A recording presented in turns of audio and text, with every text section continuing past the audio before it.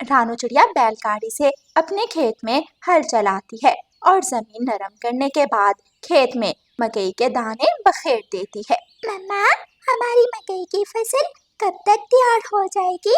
बेटी, अभी तो हमने बीज बोए हैं, अभी हमें मेहनत करना होगी। अगर हम दिल लगाकर मेहनत करेंगे तो ऊपर वाला हमें हमारी मेहनत का फल जरूर देगा। रानू चिड़िया हर रोज सुबह सवेरे अपने खेत में जाती, नदी से पानी भरती और खेत को पानी देती। ऐसे ही कुछ दिन गुजर जाते हैं और फिर रानू चिड़िया के खेत में मकई की फसल तैयार हो जाती है। मकई के पौधे मकई के भुट्टों से भरे हुए थे, जिसे देखकर रानू चिड़िया बहुत खुश थी।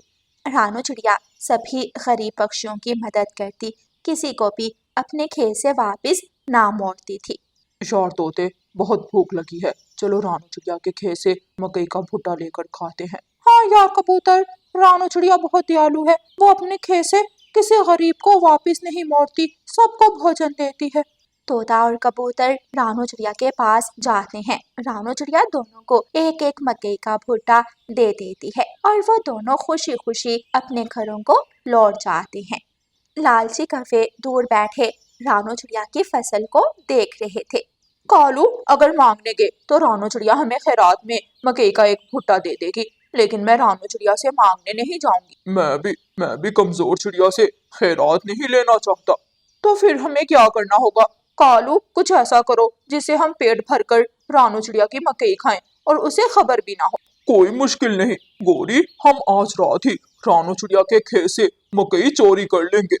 फिर जैसे ही आधी रात होती है, कालू कौवा और गोरी कौवी रानू चिड़िया के खेत में चले जाते हैं। लेकिन कौवे नहीं जानते थे कि रानू चिड़िया ने अपने मकई के खेत में घंटी बांधी हुई है। जैसे ही कौवा मकई का एक भुट्टा तोड़ता है, घंटी बजती है। गुड़िया, गुड़िया बेटी, लाठी कहाँ है? जल्दी से मुझे लाठी पकड़ाओ, हमारी मकई के खेत में चोर घुस गया है। रानू चिड़िया लाठी लेकर खेत में पहुंच जाती है।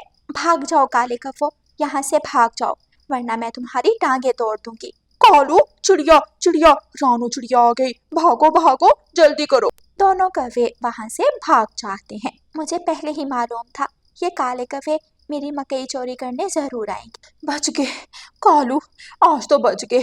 अगर मैं ना देखती तो रानू चिड़िया तुम्हारी पूंछ पर लाठी मारने ही वाली थी। अब तो उस चिड़िया का कुछ करना ही होगा। अगर चिड़िया हमें मकई चोरी नहीं करने देगी तो हम चिड़िया को भी मकई खाने नहीं देंगे।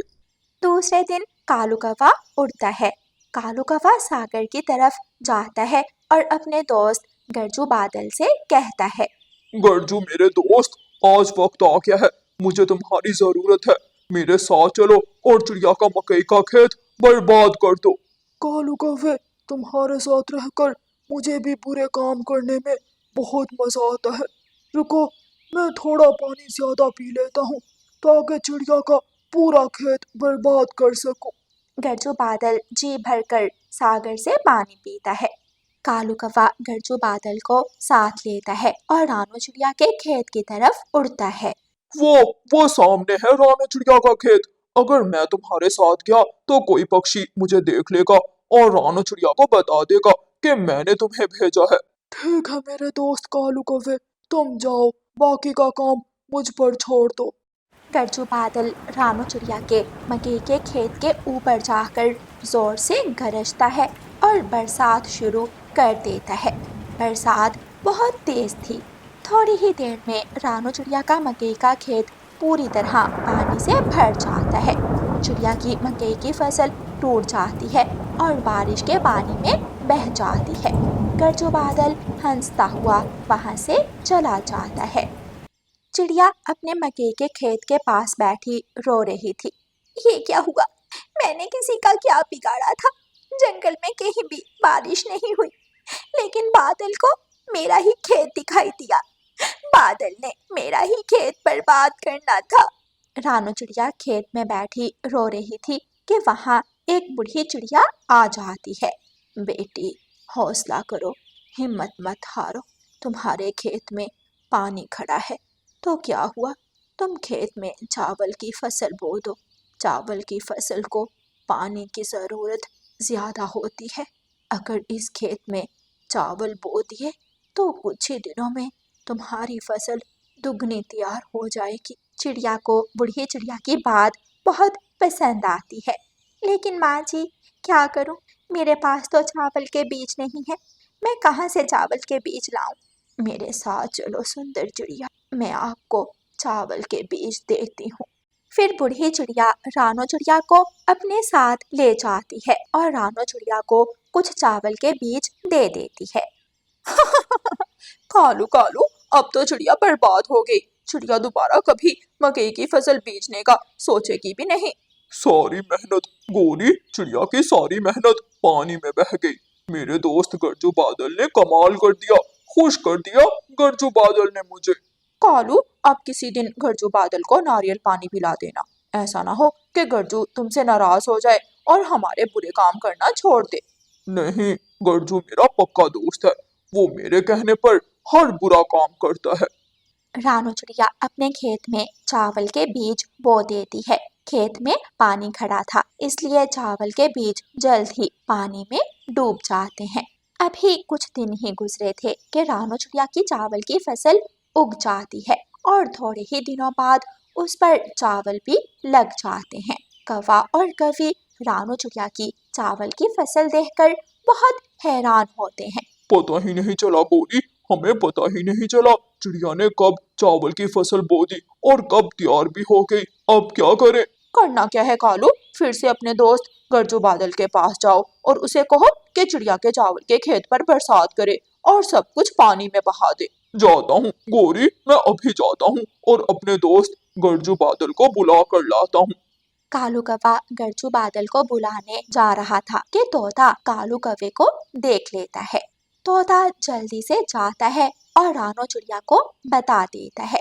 मैं खुद अपनी आंखों से देख कर आया हूँ। रानो चिड़िया, जल्दी से जाकर अपनी फसल को संभाल लो, वरना कालू कौवा इस बार भी तुम्हारी फसल बर्बाद कर देगा। मैं अभी कालू कौवे के पीछे जाती हूँ और बादलों के सरदार को सारी बात बताती हूँ। रानो चिड़िया शॉर्ट रास्ते से होती हुई कालू कौवे से पहले ही सागर पर पहुंच जाती है और बादलों के सरदार को सारी बात बता देती है। बादल चाचा, मैंने कभी किसी का बुरा नहीं चाहा, हमेशा दूसरों के साथ अच्छा किया, लेकिन आपका गरजू बादल कालू कौवे के कहने पर मेरी हर बार फसल बर्बाद कर देता है। चिड़िया रानी, शांत हो जाओ और अपने घर जाओ। अब ऐसा नहीं होगा, मैं अभी गरजू बादल को देखता हूँ।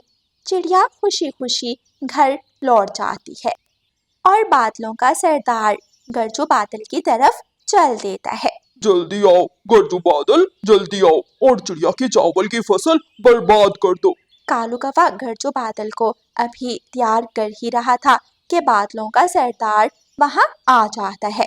खबरदार गरजू, मुझे रानो चिड़िया ने सब कुछ बता दिया है। अगर तूने किसी भी पक्षी की फसल बर्बाद की और अपनी बरसात से किसी का नुकसान किया तो मैं तुम्हें अपने परिवार से निकाल दूंगा।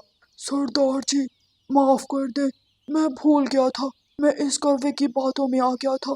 मैं आइंदा कभी भी कोई बुरा काम नहीं करूंगा। कृपया करें, मुझे अपने परिवार का हिस्सा बनाए रखें, मुझे अपने परिवार से मत निकालें। कालू कौवा मुंह लटका कर वहां से वापस चला जाता है। अगले दिन रानो चिड़िया अपनी चावल की फसल काटती है और बोरियों में भरकर अपने घर ले जाती है। इस बार भी जीत सच्चाई की हुई थी और कालू कौवा जो दूसरों से चलता था, इस बार भी हार गया था। प्यारे दोस्तों, इस कहानी को लाइक, अपने दोस्तों के साथ शेयर और चैनल को सब्सक्राइब करना बिल्कुल मत भूलना। आपका धन्यवाद। रानो चिड़िया की ऐसी कहानियाँ सुनने के लिए YouTube सर्च बार में रानो चिड़िया की कहानी लिखें या फिर ये बटन दबाकर बोलकर कहें रानो चिड़िया की कहानी। मम्मा, अच्छा दोस्त कौन होता है? बेटी गुड़िया, अच्छा दोस्त वो होता है जो हर मुश्किल में आपका साथ दे, जो दूसरों के सामने आपकी इज्जत का ख्याल रखे और आपकी खुशियों का ख्याल रखे। मम्मा, आज मेरी सहेली मीना का जन्मदिन है, मैं मीना के जन्मदिन पर चली जाऊँ? हाँ बेटी गुड़िया, चली जाएं और ये लें कुछ पैसे। जाते समय अपनी सहेली मीना के लिए कोई गिफ्ट भी ले जाना। गुड़िया घर से निकलती है। रास्ते में गुड़िया को जग्गू कौवा मिल जाता है। हाय गुड़िया, कहाँ जा रही हो? मैं कब से यहाँ बैठा तुम्हारा इंतजार कर रहा हूँ। जग्गू दोस्त, मैं तो मीना के जन्मदिन पर जा रही हूँ। क्या आप अपनी सहेली मीना के जन्मदिन पर मुझे भी साथ ले जाओगी? मीना ने आपको बुलाया तो नहीं है, लेकिन आप मेरे दोस्त हो, इसलिए मेरे साथ जा सकते हो। जग्गू कौवा बहुत खुश हो जाता है। रास्ते में जाते हुए जब वो घने जंगल से गुजरते हैं तो रास्ते में उन्हें एक बड़ी सी चील रोक लेती है। दोनों बच्चे रुक जाओ, अगर भागने की कोशिश की तो जान से मार दूंगी। चील चील, ना ना, मुझे मत मारना। मैं कौवा, जग्गू कौवा, कालू कौवे का बेटा हूँ। मेरे पापा आपके जाने वाले हैं। कालू कौवा? हाँ, याद आया, कालू कौवा तो मेरा पुराना दोस्त है। जाओ छोटे कौवे, तुम चले जाओ।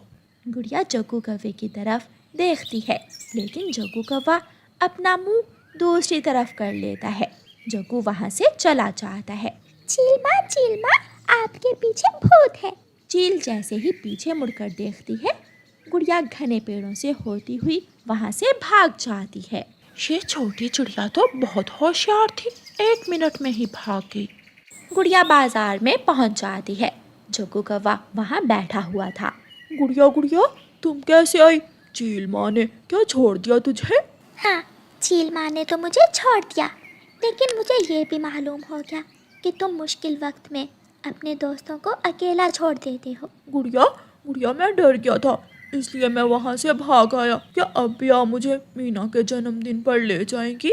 हाँ, इतनी जल्दी मैं अपने दोस्तों को नहीं छोड़ती। रुको, मैं अपनी सहेली मीना के जन्मदिन का गिफ्ट ले लूँ। या बाजार से अपनी सहेली मीना के लिए गिफ्ट लेती है। चलो जग्गू, अब हम दूसरे रास्ते से जाएंगे। ऐसा ना हो कि चील फिर से हमारी राह रोक ले। वो दोनों दूसरे रास्ते से होते हुए मीना के घर पहुंच जाते हैं। मीना गुड़िया और जग्गू के सामने चाय मिठाई रखती है। गुड़िया मीना से बातें करने लगती है, लेकिन जग्गू जल्दी जल्दी से मिठाई खाने में लगा हुआ था। मीना सहेली, केक कब काटना है? मेरी मम्मा केक लेकर आने ही वाली होंगी और मेरे बाकी सब दोस्त भी आने ही वाले होंगे। सब इकट्ठे होंगे तो फिर केक काटेंगे। मिठाई तो बहुत स्वादिष्ट है, मज़ा ही आ गया।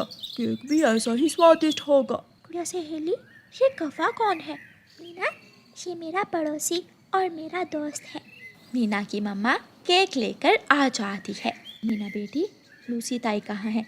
जाएं उन्हें भी बुला लाएं। मीना, मैं भी साथ जाऊंगी आपके। मीना और उसकी सहेली गुड़िया अपनी पड़ोसन लूसी कबूतरी को बुलाने चली जाती हैं। लूसी ताई, मम्मा बुला रही हैं। मेरा जन्मदिन है आज, क्या आपको नहीं मालूम? हाँ, याद आया, आपकी मम्मा ने बताया तो था, लेकिन मैं भूल गई। रुको, मैं घर से गिफ्ट उठा लूँ, फिर जाते हैं। लूसी कबूतरी अपने घर से गिफ्ट उठाने चली जाती है।